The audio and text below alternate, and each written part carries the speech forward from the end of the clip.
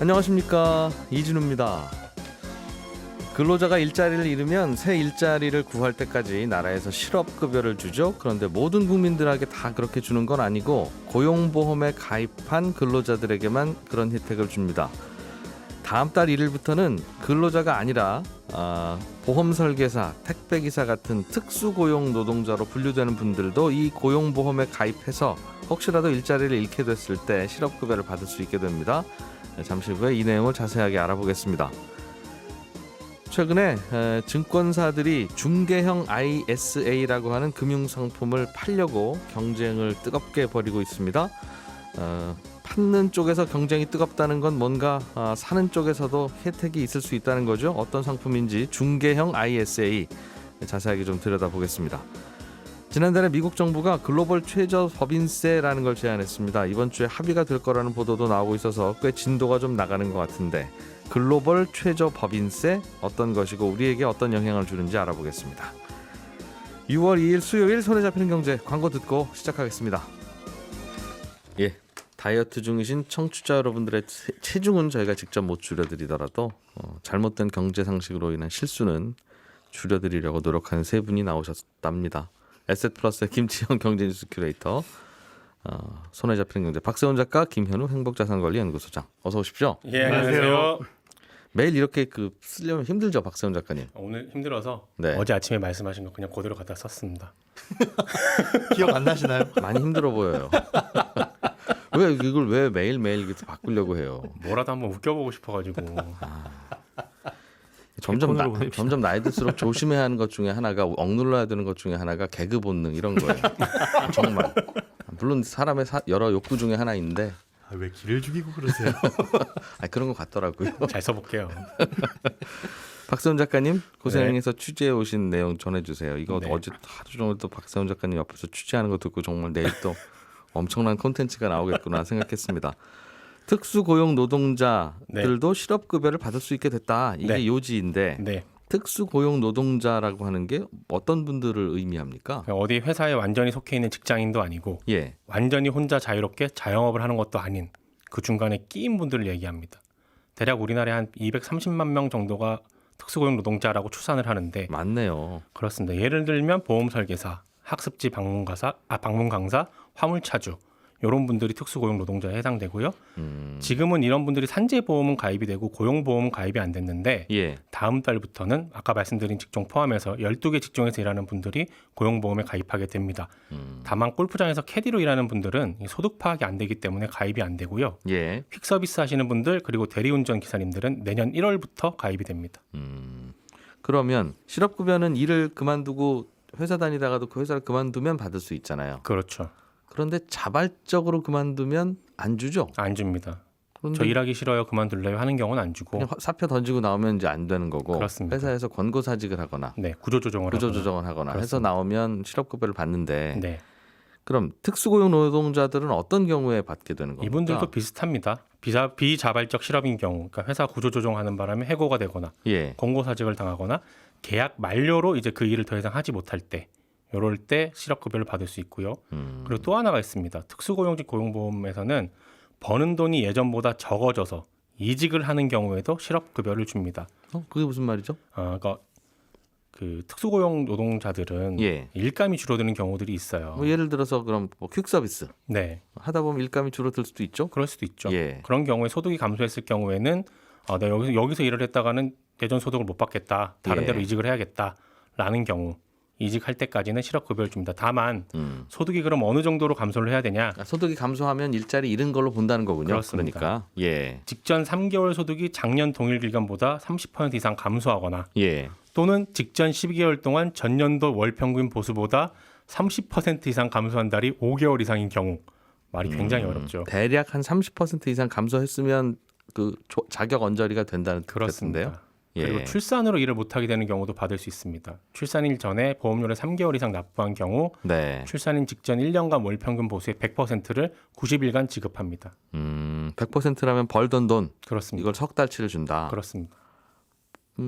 좋은 것 같은데 보험료는 얼마입니까? 보험료는 월 소득의 1.4%를 보험료로 내고요. 예. 가입자가 절반, 사업자가 절반 내는 구조입니다. 여기서 소득은 내가 번 돈 그대로를 보는 게 아니라 번 돈에서 경비를 뺀 걸 기준으로 합니다. 대략 번 돈의 20%를 경비로 치는데 예. 100만 원을 벌었다. 그럼 20만 원을 뺀 80만 원에 1.4% 매기는 겁니다. 한 달에 한 300만 원 정도 버시는 분은 그럼 한 20% 빼면 240만 원일 거고 거기서 1.4%면 한 0.7이죠. 3만 원. 반반씩 회사랑 반반씩 내니까 한 15,000원 정도 한 달에 더 내면 이런 혜택이 생기는 거군요. 그렇습니다. 궁금한 게 이제 두 가지쯤 생기는데 네. 하나는 월급 받는 샐러리맨들은 이런 제도가 쉽게 도입된 이유가 월급이 정확히 얼마인지 이런 단위까지 회사에서 다 알잖아요. 그렇습니다. 그러니까 뭐 정확히 그 소득의 몇 퍼센트 이렇게 내는 거니까 네. 되는데 이분들은 소득이 뭐 정확히 들쭉날. 집계되는지는 잘 모르겠어요. 네. 그러니 그런 부분에 대한 불투명도 있을 거고 아마도 제일 문제가 되는 게 이거는 자발적인 실업인지 아닌지도 알기 어렵고 네. 이제 이런 일을 선택하는 분들 중에는 시간을 활용하기 위해서 하는 분들도 있잖아요. 그렇습니다. 그러니까 자발적으로 스스로 소득을 좀 줄일 수도 있고 네. 많은 경우는 아니겠습니다만 네.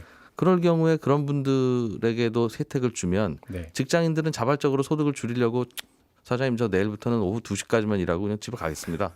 월급 적게 받으면 되잖아요. 라고 말하기 어렵죠. 그렇죠. 근데 이분들은 그런 게 가능하니까 그렇습니다. 여기에 대해서 직장 다니는 분들이 오히려 더 왜 우리가 같이 낸 주머니에서 저분들은 혜택을 더 받나 하는 그런 갈등이 있지는 않을까요? 네. 일단은 소득부터 말씀을 드리면 예. 사업자가 노동자에게 돈을 줄 때는 매달 3.3% 떼고 줍니다. 그리고 예. 이걸 6개월에 한 번씩 국세청에 신고를 하게 되는데 다음 달부터는 매달 신고하는 걸로 법이 바뀝니다. 요걸 기준으로 해서 보험료를 매기겠다는 거고 예. 소득 파악은 그러니까 스스로 신고한 소득에 대해서 그렇습니다. 예. 두 번째 말씀 주신 그러니까 모럴 해저드를 어떻게 막을 것이냐 그렇습니다. 이 부분은 예. 굉장히 모호합니다. 왜냐하면 딱 이거다 하는 대책이 없어요. 그래서 어제 노동부랑도 통화를 꽤 오래 했는데 네. 어제 막 다투고 싸우고 그랬는데 시끄러운 소리 들려서 아니 왜 이거 취재하는데 저렇게 싸우시나 이것 때문에 그랬군요. 네, 노동부에서는 이제 부정수급 전담 조사반 만들고 주변 탐문까지 하면서 굉장히 엄하게 단속을 하고 있다. 이렇게 얘기를 해요. 근데 아무래도 인력이 한계는 있게 마련이잖아요. 그 부정수급이라고 하는 건 네, 그 실업을 안 하고 받은 거 받으면 부정수급이죠. 네, 그런데 이제 걱정하는 건 이거는 언제든지 다른 직장으로 옮기기가 쉬우니까 다른 일반적인 정규직보다는 네, 그러니까 그냥 잠깐 좀 쉴 수도 있는 것인데 네, 그럴 경우에도 실업급여가 나오면 이거는 물론 우리 모두 근로자들이 다 그렇게 받는 세상이 오면 좋기야 좋죠. 네, 그런다 직장 다니는 근로자들은 그렇게 못 하잖아요. 네, 그런데 이걸 같은 주머니에서 특정 업종에 대해서 혜택을 더 주면 이건 그 안에서 갈등이나 혹시 그런 게 있지 않을까 하는 거죠. 일단 그 부분에 대해서는 아직은 답이 없군요. 답이 없습니다. 그리고 같은 주머니에서 쓰는 건 아니다라는 답을 하긴 했어요. 그럼 특수고용 노동자들은 별도의 네, 주머니입니까? 한 주머니가 있고 고용보험이라는 한 주머니가 있고 예. 그 안에 칸막이를 쳐놓는 거예요. 보험료를 따로 그렇습니다. 보관한다. 근로자용 실업급여, 예술인용 실업급여, 예. 특수고용직용 실업급여 칸막이를 쳐놓긴 하는데 그거 근데 어느 한쪽이 펑크 났다고 해서 다른 쪽 거는 남아 있으면 그렇죠. 안 줄이면 할 수 그렇죠. 없으니 칸막이가 예. 의미 없는 거잖아요. 그건. 그래서 제가 다시 물었어요. 이거 전용 안 됩니까? 했더니 안 되는 건 또 아닌데 결국엔 같은 주머니라는 얘기입니다. 네. 아빠 주머니, 엄마 주머니 이런. 알겠습니다. 제도에 대해서는 뭐 이 정도로 하고 원래 그래서 이거 네. 도입할 때 이 제도 자체가 나쁜 건 아닌데 그렇습니다. 우리가 방금 이 걱정한 이 문제 때문에 네. 이걸 한 해 만에 뭐 했다가도 또 이게 흐지부지 이런 문제가 논란이 되면 또 이제 다시는 못 하게 되는 거라서 그렇죠. 그래서 이걸 잘 이제 막아야 못했던 거잖아요. 네, 그렇죠. 그래 이 제도 좋은 거지라는 여론이 유지가 되고 예. 하는 거죠. 좋은 제도 만들어두고 나중에 또 문제되면 안 되니까 알겠습니다. 그런 부분은 좀 챙겨야 될 것 같아요. 특수고용 노동자들은 직장이 여러 군데 있는 경우도 있죠. 그렇습니다. 퀵서비스 하는 분들도 이쪽에서 주문받기도 하고 저쪽에서 주문받기도 하고 네. 저기서 하기도 하고 네, 그러면 어떤 직장이 내 직장이라고 봐야 되고 네, 어떤 직장에서 내 고용보험료를 반을 내주는 겁니까? 다 내야 됩니다. 모든 소득. 예를 들어 A, B, C, D에서 일을 하고 있다. 예. 그럼 A, B, C, D 사장님이 다 내야 됩니다. 저도 A, B, C, D 사업장에 대해서 다 내야 되고요. 예. 이 보험은 당연가입이에요. 의무가입입니다. 산재보험 같은 경우는 적용제외 신청이라는 걸 할 수가 있었어요. 예. 근데 이 고용보험은 적용제외 신청 없습니다. 무조건 가입해야 됩니다. 이건. 소득이 생기면 네, 알겠습니다. 프리랜서라면 당연히 이제 여기저기서 투잡도 할 수 있긴 한데 그렇죠. 또 그 자체가 눈치가 보이거나 그러면 그것도 좀 문제는 되겠네요. 그렇습니다. 다 해야 되니까. 보험료를 한 달만 내면 실업급여를 주는 겁니까? 직장인의 경우는 180일 이상 납부해야 되는데 예. 특수고용 노동자는 12개월 이상 납부 실적이 있어야 지급 대상이 됩니다. 과거 1년 동안은 했어야. 그렇습니다. 그러니까 7월 1일부터 하면 내년 7월 1일이 예. 되겠네요. 시행은. 다만 월 소득이 80만 원 미만인 경우는 제외가 됩니다. 이게 왜냐하면 제외된다는 건 고용보험 가입이 안 된다는 겁니다. 제한된다는 겁니다. 아 그래요? 네. 예. 고용보험의 기본 컨셉이 일을 해서 생계를 유지하던 사람이 갑작스럽게 실직해서 생계를 유지하는 게 어려워졌을 때 정부가 보험으로 도움을 준다는 건데 예. 월 80만 원 미만인 경우는 생계 유지를 위해서 일을 하고 있는 건 아니다라고 보는 겁니다. 근로자들 같은 경우도 주 15시간 미만인 경우는 보험 적용 대상에 제외라는데 네. 요 주 15시간이라는 기준에 소득을 맞추다 보니 79만 8천 원이라는 금액이 나온 겁니다. 그리고 만 65세까지만 지급이 되고요. 네. 요 제도가 언제부터 시행된다고요? 7월 1일부터입니다.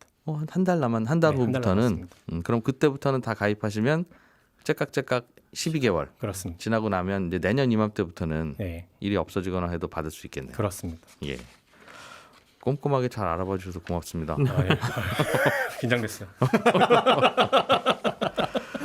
김현우 소장님, 예. 중개형 ISA라고 하는 금융상품에 네. 돈이 몰리고 있답니다. 네. 저는 이게 있는지도 몰랐는데 누가 돈을 거기는 또 이렇게 넣으면서 어떤 거예요? 아셨으면서 이거 나온 지 올해 이제 법이 개정돼서 시작은 됐고요. 실제로 상품이 출시된 건 한 2월부터 본격적으로 됐습니다. 예. ISA 계좌라는 거는 여러 가지 금융 상품을 담아서 굴리면 나중에 여기서 발생하는 이자에 대해서 이자 소득세를 면제해 주는 컨셉의 재산 형성을 도와준다라는 계좌예요. 상품이 탈세 주머니. 예. 절세 주머니. 비과세 주머니. 네. 예. 깜짝 놀랐네요. 19세 이상이면 이제 누구나 다 가입이 가능하고요. 소득이 있든 없든. 예.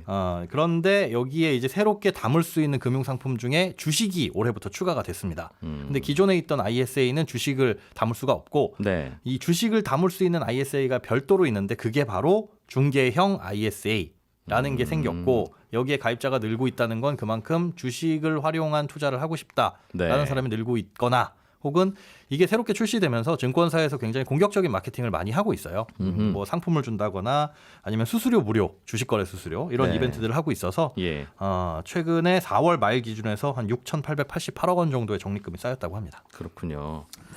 비과세 주머니가 과거에는 있었는데 거기에 담을 수 있는 건 펀드 ETF까지밖에 안 됐군요. 네, 펀드, ETF, 뭐 예금, 예. 뭐 이런 상품들, 파생 상품 이런 것들이었는데 이제 주식이 추가됐다. 직접 주식 종목을 담아도 된다. 네, 그렇습니다. 주식 종목을 담으려면 거래를 해야 되는데 네. 그럼 이 계좌 안에서 사고 팔고를 해야 되는 거예요? 네, 가능합니다. 그러니까 일반적인 증권 계좌처럼 이 계좌 안에서 사고 팔고가 가능하다. 이거는 그럼 증권사에서만 가입할 수 있겠네요. 네, 현재까지는 이 증권사만 그런 라이선스가 있기 때문에 지금 예. 7개 증권사가 이거를 알겠습니다. 마련해 놓고 있습니다. 그런데 좋은 게 이 안에서 하면 세금을 깎아준다면서요? 예, 그렇습니다. 그런데 주식 투자는 세금이 원래 없지 않습니까? 어차피 거래세를 깎아주는 건 아닐 거 아니겠어요? 네, 그렇습니다.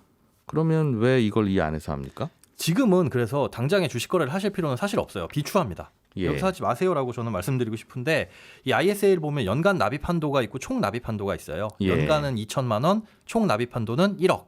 예. 5년 유지하면 1억짜리 주머니가 생기는데 이 납입 한도는 2월이 됩니다. 그러니까 오늘 만들어 놓고 네. 올해 지금 2천만 원을 안 넣으면 내년에 4천만 원 4천을 넣을 수 있고. 예, 그다음에 예. 6천을 넣을 수 있고 이런 식으로 생기는 거죠. 근데 우리가 생각해 봐야 될 게 2023년부터는 금융투자소득세가 시행이 되죠. 주식 거래 차익에서도 세금 내죠. 그렇습니다. 주식 예. 매매 차익이 5천만 원을 넘었으면 초과분에 대해서 22%를 과세하는데 음흠. ISA에서는 200만 원까지는 비과세, 초과분은 9.9% 분리과세니까 와. 이 부분에서 이제 유리할 수 있다는 거죠. 그래서 목돈을 투자한다거나 장기 투자하실 분들은 지금부터 만들어 놓고 네. 한도를 쭉 늘려놓은 다음에 나중에 가서 한 1억 정도 한도가 생기면 그때 가서 좀 여유롭게 좀 유연하게 투자를 할 수 있는 그 올해 만들면 5년 후에는 이 주머니가 1억 원 주머니로 변하는데 그렇습니다. 어차피 5년 후부터 나는 돈 생길 것 같으니까 5년 후에 가서 만들자 하면 그때는 2천만 원밖에 안 되는 거예요? 그 해에는 2천만 원밖에 안 되죠. 그렇죠. 예. 뭐 해가 갈수록 늘어나긴 하지만 그때 가서 한꺼번에 넣을 수 있는 돈 자체가 1년에 예. 2천만 원 제약이 있으니까 기왕 만들 거면 지금부터 만들어야 된다. 네, 그런 느낌으로 만들어 놓으시면 그래서 지금부터 많이 가입하려고 하는군요. 그런 것 같습니다. 이왕 가입할 거면 그렇게 만들어 놓고 그다음에 예. 여러 가지 혜택들을 주고 있으니까 그게 수수료 무료 혜택도 있지만 뭐 사은품 주는 것들도 많아요. 뭐 적게는 커피 쿠폰 뭐 이런 것들도 시작해서 그래요? 사실 근데 그게 굉장한 유인이 됩니다. 저 당연하죠. 네, 커피 쿠폰 공짜로 주는 게 그래서 커피 쿠폰에 흔들리시는군요. 그럼요. 공짜는 뭐 네. 그렇다. 그게 이게 증권사 여기저기 다니면서 다 만들면 그런 쿠폰이 많이 나오겠네요. 그건 안 됩니다. 1인 1계좌예요. ISA는 전 금융권 통틀어서. 예, 1인 1계좌이기 때문에 한 군데 만들면 다른 곳에 못 만들고 다른 곳에 만들고 싶으면 옮겨가야 됩니다. 계좌를. 아, 이건 그럼 하나 만들어 놓으면 꽤 평생 가겠군요. 네, 그러니까 증권사들이 이제 유치를 해놓으면 그 아하. 안에서 발생하는 그리고 아까 주식 매매 수수료는 무료지만 예. 다른 금융상품 담을 수 있는데 그것까지 무료는 아니거든요. 거기에선 수수료가 나온다. 네, 거기서 수수료가 나오니까 일단은 만들어 놓고 알겠습니다. 고객을 유치시켜 놓으면 장기적인 고객이 세금은 나라에서 깎아주는데 돈은 증권사가 버는. 네. 그 어제 금투협에서 토론회를 했더라고요. 예. 업계 관계자 삼성증권 관계자가 한 명 딱 참여가 됐어요. 대표로. 예. 이제 예금 자산에 쏠려 있는 ISA를 이제 투자 자산으로 옮겨올 필요가 있다. 라는 내용. 그래서 투자형 ISA를 또 만들자. 예금과 분리된 네. 이런 내용이 어제 토론에서 오고 갔는데 어떻게 될지는 조금 지켜보고 나중에 구체적인 윤곽이 나오면 또 알려드리겠습니다. 우리 가게에서 파는 거를 국민들에게 투자할 수 있도록 하자는 얘기잖아요, 그죠? 증권사 그렇습니다. 얘기는 참 돌고 도는 거 보면 그 세금은 나라에서 깎아주고 네. 돈은 증권사가 버는데 증권사가 벌기 위해서 파는 사은품은 커피 쿠폰이니 결국은 커피숍이 돈 버는 이 구조를 참 알겠습니다. 장기적으로 보면 국가도 예. 돈을 버는 거죠. 미래 자산을 그 갖게 만들고 노후에 대한 대책을 만드는 거니까요. 예. 국민연금으로 커버가 다 안 되기 때문에 이런 제도들을 자꾸 만들어내는 거거든요. 미리 준비해서 돈을 벌어놔라. 그러니까 뭐 국가 입장에서는 그렇게 그렇구나. 제도를 도입한다라고 설득을 하겠죠. 그렇긴 한데 주식이 계속 올라야죠. 네, 그렇죠. 그게 맹점이죠. 이게 이제 작년에 한번 바짝 올랐다고 해서 이게 다들 주식으로만 해야 돈 버는 거구나라고 생각하니까 위험하죠. 다들 이제 이걸로 다 옮깁시다. 뭐 예금은 다 깹시다. 이게 어떤 건지 모르겠어요. 어쨌든 저도 뭐가 오를지는 모르니까. 네. 아무튼 ISA는 그럼 오래 만들어두는 게 유리하군요. 네, 미리 만들어 놓으시면 나쁠 거는 없습니다. 돈이 나가는 건 아니니까요. 안에 상품을 담아두면 보수가 나갈 수는 있지만 예. 그냥 빈 통장으로 두셔도 무방합니다. 김치영 큐레이터가 네. 준비한 소식. 지난달에 미국 정부가 글로벌 법인세를 만듭시다라고 제안을 해서 저게 무슨 소린가 또 전 세계에서 깜짝 놀랐어요. 네. 뭔가 좀 진도가 계속 나가네요. 그 글로벌 법인세를 만들자기보다는 최저 세율을 정하자라는 거예요. 예. 그러니까 최저 세율을 정하자 그러니까 마치 법인세를 깎아주자는 느낌인데 그건 아니고요. 최저 한도를 정해놓으면 그 이하로 못 받게 만드는 거거든요. 그러니까 이 이하로는 법인세율을 낮추지 못하게 모든 나라가 네. 그 하한선을 만들자. 예, 하한선을 만들자는 거니까 어떻게 보면 법인세를 올리자라는 얘기하고 일맥상통하는 겁니다. 그러니까 예. 바이든 정부가 들어서면서부터 글로벌 법인세 얘기가 나오기 시작했고요. 한 21% 정도의 글로벌 법인세 최저 한도를 정하자라고 제안을 했었거든요. 예. 그게 그래서 조금 글로벌 뭐 OECD에서도 얘기가 이루어지고 유럽연합에서도 얘기가 이루어지고 하다가 지금 그 올해 이달 11일하고 12일 날 G7 정상회의가 런던에서 열리거든요. 예. 여기에서 이 글로벌 법인세 최저 한도와 관련돼서 공동성명이 나올 것 같다라는 얘기가 어제 외신을 통해서 나왔습니다. 정말 그 라인을 정한다. 네네.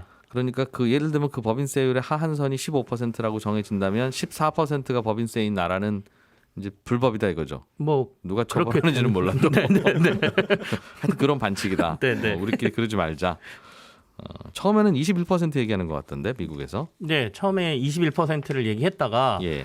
이 너무 높다라고 반발이 좀 있었고 예. 유럽 쪽이나 OECD에서 12.5%로 하자라는 제안이 나왔습니다. 그러니까 미국이 지난달 20일에 그러면 15% 정도로 제안을 하겠다라고 낮춰서 제안을 했습니다. 그렇다 보니까 12.5하고 15는 얼마 차이가 안 나잖아요. 합의될 만하다 이거죠. 예, 그래서 곧 합의가 될 것 같은데 세율을 합의한다기보다는 최저 법인세를 도입하는 데 대한 합의가 좀 이루어질 것 상징적으로 같다는 일단은 거고. 예. 지금 G7 정상회의에 우리나라는 초청국으로 포함이 돼 있거든요. 예. 그래서 우리나라도 뭐 글로벌 국가 중에 상당히 그 산업적으로 보면 경제 규모로 보면 꽤 영향력을 발휘하는 국가이기 때문에 예. 영향을 받을 수밖에 없는 상황이다 이렇게 볼 수 있겠습니다. 이게 듣자 하니 법인세를 좀 놀리고 싶은데 증세를 하고 싶은데 네. 어떤 나라에서만 법인세를 증세하면 그 기업들이 다 다른 나라로 빠져나가거나 실제로 기업의 실체가 빠져나가지는 않더라도 네. 저는 저 나라에서 번 돈이에요 하면서 세율 높은 나라에서는 네. 세금 덜 내려고 막 이런 노력이 벌어지니 모든 나라가 다들 좀 법인세를 올리자. 그래야 기업들이 어디 화성으로는 못 갈 테니까 네. 그런 제안이죠. 그렇습니다. 미국 입장에서는 지금 워낙 많은 재정을 코로나 극복을 위해서 투자를 하고 있기 때문에 직접 지원도 하고 뭐 예. 인프라 투자도 하고 하다 보니까 재정 문제가 심각하죠. 그러다 보니 세금을 올려야겠다는 생각이 있었고요. 또 트럼프 대통령이 낮춰놨잖아요. 워낙 네. 낮게 낮춰놓다 보니까 예. 지금 28%까지 올리겠다는 얘기를 하고 있거든요. 그러니까 방금 전에 말씀하신 것처럼 기업들이 그러면 법인세 낮은 국가로 가버리겠어라는 얘기도 나오는데 글로벌로 제한할 수 있는 이유는 모든 나라가 지금 비슷한 상황이라는 거예요. 다들 돈을 너무 많이 써서 예. 실제로 세계 1차 대전, 2차 대전 이후에 재정 악화된 정도로 글로벌 국가들이 다 재정이 악화돼 있으니 예. 이참에 그러면 다 같이 최저세율을 정하고 법인세를 올려서 예. 계속해서 지속적으로 돈을 풀 수 있는 구조를 좀 만들어야 글로벌 경기가 살아나지 않겠느냐. 이게 약간 합의점에 이르렀다 이렇게 볼 수도 있습니다. 그렇겠네요. 기업들 입장에서는 돈 풀면 뭐하니 계속 세금 걷어가면 이게 정계가 살겠습니까? 이런 얘기를 하고 싶을 텐데 어쨌든 그건 이게 좀 시간이 한참 걸리긴 하겠는데 이게 트렌드로 자리 잡을지 이게 관심인 그런 주제네요. 예. 일단은 미국이 28% 세율 올리는 거를 올 7월에 하원에 예. 올리거든요. 예. 그거 통과 여부를 좀 보는 게 여러 가지 면에서 조금 글로벌 경제에 미치는 영향 이런 부분이 알겠습니다. 있을 것 같습니다. 예.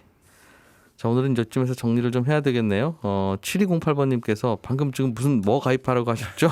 문자를 주셨는데 ISA입니다. ISA. 중개 음. 형. 증권사에 가서 ISA 가입하러 왔어요라고 하면 된다는 거죠, 그죠? 증권사에서 요즘에는 그 모바일로도 가입 가능합니다. 알겠습니다. 그리고 하나만 더 말씀드릴게요. 아까 실업급여 얘기하니까 질문 엄청 많이 뭐 들어왔는데 화물차 하시는 분, 수선 하시는 분, 다 답을 못 드리고요. 아니요 답변 다 주세요. 이분들은 지금요? 아니, 그게 아니라 저희가 조사해서 저희 홈페이지에 따로 팟캐스트용으로 올려놓을 테니까요. 요거는 오늘 오후에 올려놓겠습니다. 네. 심화편을 올려드릴 테니까 박자가 표정이 저보고 조사해보라. 박지원 작가가 해주실 겁니다. 손에 잡히는 경제에서 마무리할게요. 저는 11시 5분에 손에 잡히는 경제 플러스에서 다시 뵙겠습니다. 이진우였습니다.